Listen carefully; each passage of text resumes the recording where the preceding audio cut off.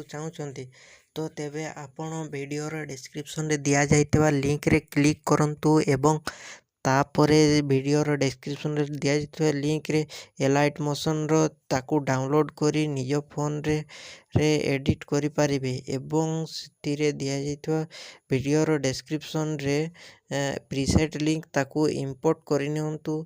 ତାପରେ ସେଥିରେ ଆପଣ ଯାହା କିଛି ଚେଞ୍ଜ କରିବାକୁ ଚାହୁଁଛନ୍ତି ତାହା ଚେଞ୍ଜ କରିପାରିବେ ଏବଂ ନ ଚେଞ୍ଜ କରି ମଧ୍ୟ ଆପଣ ତାକୁ ସିଧା ଡାଉନଲୋଡ଼୍ କରିପାରିବେ। ଯଦି ଭିଡ଼ିଓଟି ଭଲ ଲାଗିଥାଏ ଚ୍ୟାନେଲଟିକୁ ସବସ୍କ୍ରାଇବ୍ ଆଣ୍ଡ ଭିଡ଼ିଓଟିକୁ ଲାଇକ୍ କରିନିଅନ୍ତୁ।